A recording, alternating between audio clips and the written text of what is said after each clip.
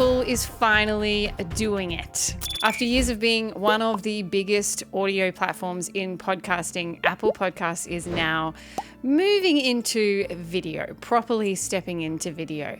At South by Southwest just recently, Apple announced support for HLS video on Apple Podcasts. Now, if your first thought was cool, okay, but what on earth is HLS video and why should I care as a podcaster? Yeah, that's a valid question that I'm going to answer for you today in this video. My name is Brianna. I'm the head honcho here at Bambi Media. First of all, what actually is HLS video? It stands for HTTP live streaming. Super sexy term. In plain English, it really means that it's a way of delivering video in smaller chunks so it can stream it more smoothly online. So instead of having like this massive video, like MP4s can often be a problem if you're trying to like get the whole thing at once, and then there's buffering issues and all that sort of stuff, back-end Apple stuff. It's made it so that the quality can adjust depending on someone's internet connection. It loads a lot faster and it tends to play more reliably across your devices. So instead of one massive video file lumbering its way to your phone and hoping for the best, HLS is supposed to be more flexible and efficient. It's the best way to stream. Because Apple really created this HLS format in the first place, it feels pretty on brand that they're allowing this now on podcast platforms as of spring. So depending on the time of year that you're watching this video, you might have it already be available. So what's actually changing? It does mean that podcast hosts now can deliver video versions of their shows directly into Apple Podcasts, and listeners can either decide to watch or listen to the show. So apparently it's going to be a seamless kind of experience. You can switch between. It's not two separate feeds, so you don't have like an audio version of your show and then a video version of your show. It's all in the one feed, which I really appreciate. I think that will be really good. Up until now, the only ways to do that were in Spotify. Spotify announced that a while back. It's been live there for a while, having video. And then YouTube obviously being the first way that it was originally allowed to have video podcasts, because that's where you uploaded them. So Spotify came to the market after that, obviously seeing how good podcasting was doing on YouTube. Spotify's like, give me some of that sweet audience. And so it'll add video as well. Which podcast hosts are going to support it? So when I talk about podcast hosts, I mean like you as a podcaster, you have a host at the moment that you upload your audio versions of your show. So whether that's Buzzsprout or Captivate, Transistor, Acast, there's like a heap of them. So at this time, we've got Acast, Omny Studio, Art19, and Simplecast that Apple specifically mentioned as being, partners. And then also joining them very soon will be Transistor, Audio Means, Podbean, Captivate, RSS.com, Podigy, and Buzzsprout has also said that they're going to have this capability as well. So it's really not some sort of experimental side quest for Apple. It's not something that they're not taking seriously. Everyone's taking this seriously. All the podcast hosts are taking it seriously. The other one that also at the moment has had it be possible to have video and audio sort of in the same experience on the same host was Flightcast. I have a video that I'm yet to record about Flightcast specifically, because I actually did swap my podcast hosting over to Flightcast from Captivate to specifically test that platform, knowing that it did video and audio in the one sort of experience. So there's a video to come on that if it's not already live by the time you actually watch this one. So why does this matter? If you're already recording video, this could give you another distribution point without needing a completely separate strategy. It's appealing for that regard. You can just now put it on Spotify, you can put it on Apple, and you can put it on YouTube. You get more reach, potentially more flexibility, more ways for people to consume your show where they already are as well. So if they're currently loving your show and they're, engaging with it, listening to it on podcast platforms, and the show itself is referencing something that is happening in video, they can then now go, oh, video version, please. Yes, I want to see what it is they're talking about. I've found that many times, especially when I used to listen to Diary of a CEO. Now, I haven't been listening to that one in a while for various reasons, but there were certainly many times where, he's talking about a brain or a graph or something. And as an audio listener, I was like, oh, that's kind of annoying to me. He's not explaining things well enough for me to go, I get that, without seeing the video. Whereas now I could just go, sweet, give me the video, please, and then I can see it. It also matters because it reflects on what's actually been happening in podcasting for a while. It's really not the audio only experience that it used to be. I have been in podcasting now for a decade. I have been producing podcasts, editing podcasts, creating podcasts for clients for 10 years. And I've seen this whole process change. It does make me a little bit sad, to be honest, because as an audio person, like audio native first, I always really loved just editing and audio and having that complete, like, distractionless experience where you could just listen and you could allow your imagination to take you where it wants to take you when you're listening to it. It's like when you're listening to an audiobook too, That's been something that's happening in podcasting. It's been a transition where it was just audio and now it really is for a lot of people, a video first experience. And for a lot of people also, the first experience they've had of podcasting is video podcasts on YouTube for some of the biggest shows in the world. YouTube has become a massive discovery engine for podcasts. Spotify has been pushing video for a while. Now Apple is joining the party. Who's going to benefit from this? This is probably best for podcasters who are already filming their content and want more places to distribute it. It also makes sense for shows where visuals genuinely do add something. So interviews, tutorials, educational content, behind the scenes type formats, reaction style podcasts, personality-led shows where facial expressions are kind of important, body language, it's all part of the experience. That will be your friend. If you have a podcast like that and you haven't been doing video, then this is a great opportunity to start doing video if you're feeling like this is a good time to do so.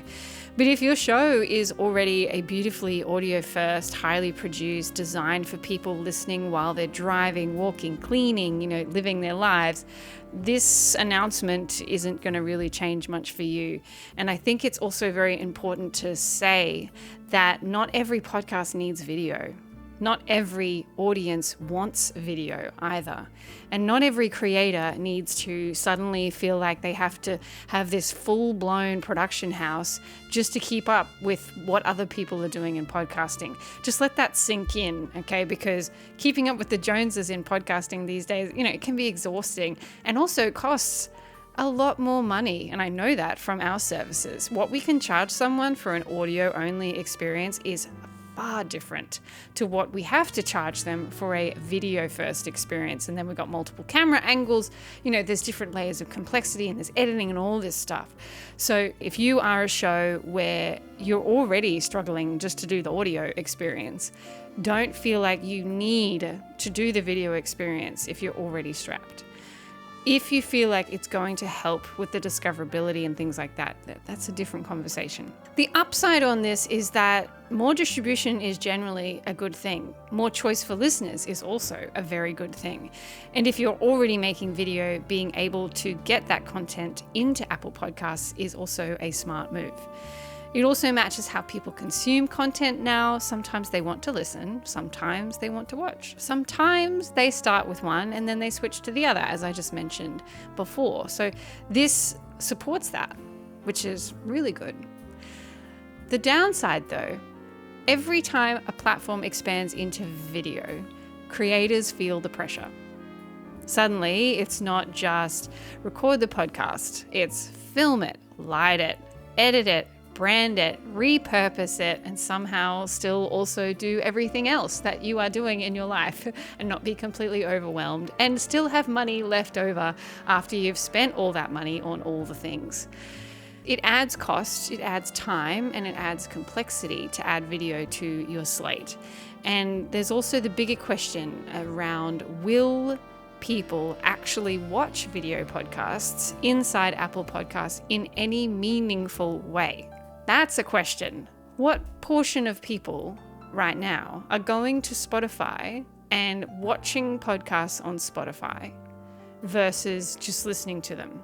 If anyone works at Spotify and have analytics they want to share with me on that, that would be fantastic. Please put your comments in the section below. The Apple Podcast people are a different breed as well. It's a completely sort of different audience that has Apple Podcasts as the way they consume their podcasts. Are they going to be super pumped about having a video version of the podcast that they like to listen to? Or are they going to be like, oh yeah, okay, cool. Maybe I'll do that sometimes.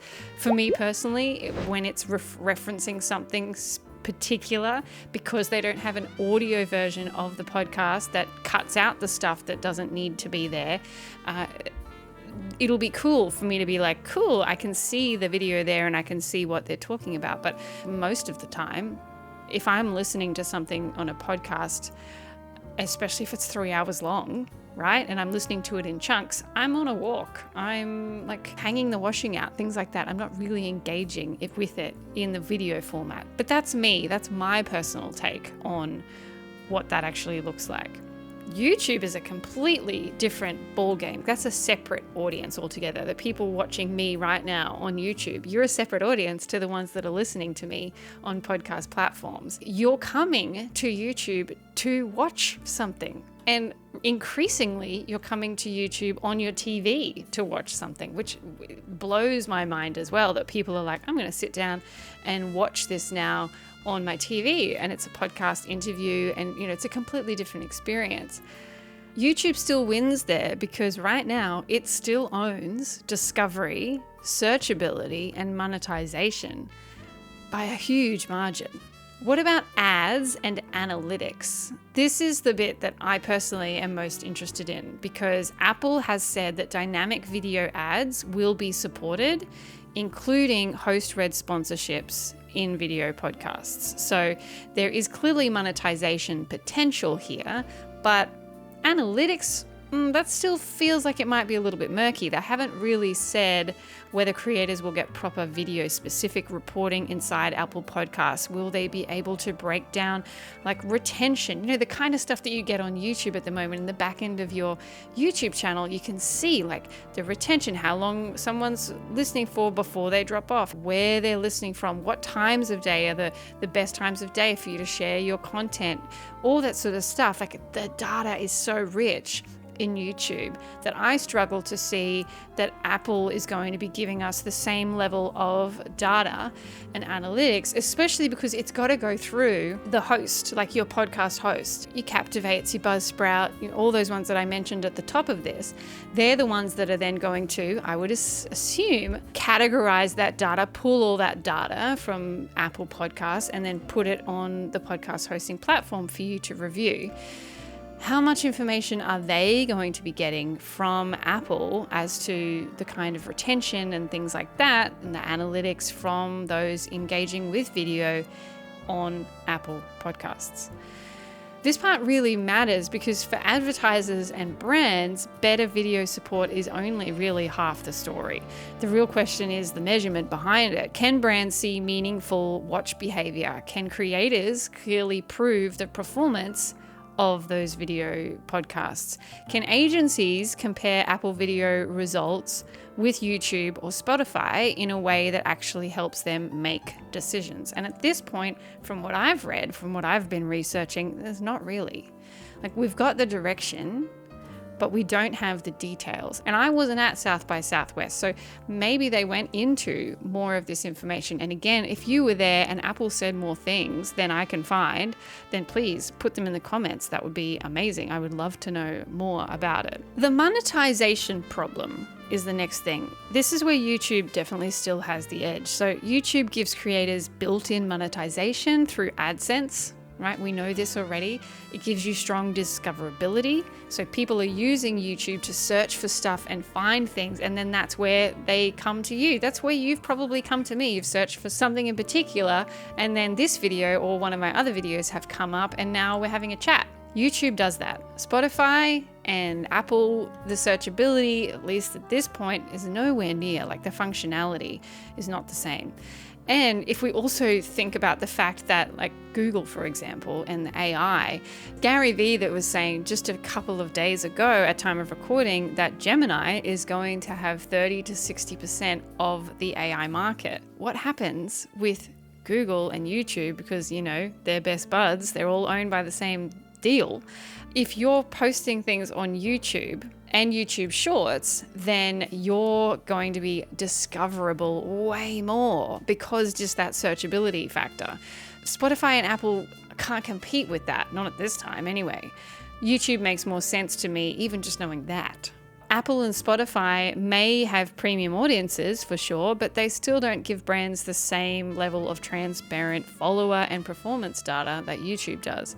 And a lot of podcast sponsorship still relies on creators self-reporting their numbers, which means if Apple wants this to become a serious commercial opportunity, it's going to need much stronger reporting and much more advertiser confidence. So this is a meaningful move. Like, we can't deny the fact that even Apple Podcasts being like, hey, we're stepping into video, we're going to allow video now, we're going to allow HLS streaming.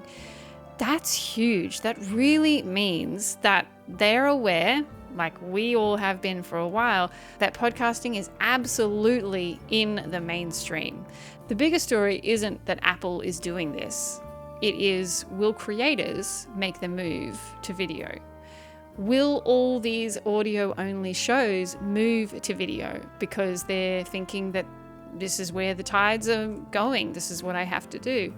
Are creators going to put their foot down a bit and be like, you know what, stuff you all telling me I have to do video, I'm just going to do audio only and I'm going to love it and I don't care about the extra audience that I might be getting? Will audiences watch there on Apple Podcasts, as I mentioned at the top? Are they likely to consume video?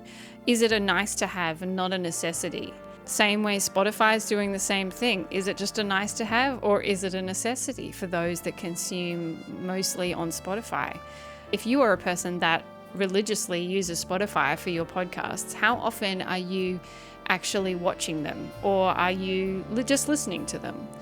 So how am I going to use this news for my personal show here at BME Media, for Pump Up Your Pod, the audio experience, for Apple, for Spotify, for YouTube? What am I going to do? I haven't 100% decided what I'm going to do, what feels comfy. Let me just say this, okay? There's 3 audiences. There's your YouTube audience, there's your Spotify audience, and there's your Apple Podcast audience. They're not the same people. If you have a video podcast and you're currently putting it on YouTube, if you put that video podcast also on Spotify, I don't think it's taking away from your YouTube audience. I think that it's the Spotify person that's listening to your show already on Spotify. They're already hanging out there. They will then see you in video on Spotify. You haven't lost them. You haven't lost them on YouTube. I don't think it's going to harm your monetization necessarily there. Same thing with Apple. Apple people, they're currently viewing audio. It'll become video. They'll be able to see a video there. They can decide whether they want that video experience or whether they're doing something else. They're not coming to Apple away from YouTube like to spite you and not allow you to get the monetization from Google AdSense and things like that. I just don't think that that's really going to be the case. So I don't think that from that standpoint, you have to really worry about, oh, if I put it on Apple and Spotify, then I'm not going to make as much money from my YouTube channel, or it's going to harm my ability to monetize. I don't think really that that's going to be the case. I think that there are 3 separate audiences that will engage with you because they love you on the platform that they're currently on. And if anything, it may help you with sponsors later on where you can say, yep, on Apple, I'm here and I'm in video too, so I can put your logo and branding. And, I can use different things. You can charge more money because there's a video experience on 3 platforms instead of 1. So they're actually getting a market on 3 platforms instead of 1. So yeah, that's the experience. That's what I'm thinking so far. I'm excited for where it's headed. I think that if you're doing a video podcast, why not, really? Why not put it on all the platforms? And if you're doing an audio podcast and you really want to stay an audio podcast, hey, chill out. Don't worry. You don't have to do video. You don't have to have all the things. You don't need to invest more money. Just focus on making a really good show and scale when you're ready to do so. If you have an audio podcast and you've been thinking about video, then flip and do it. Absolutely flip and do it, because there is enough market here for everybody to get a bit of video and for everybody to enjoy it. So that's my take today. I hope it was really helpful for you trying to make decisions as to what you should do with your show. Know that your podcast host will probably be coming to the table and allowing video very soon, if they haven't already at the time of recording. If you have any questions, please put them in the comments below. I love being back. I'm in a new studio space here. It's not completely finished yet. Sorry for the long hiatus, but it was necessary. I was moving. And so here we are. All right, catch you next time.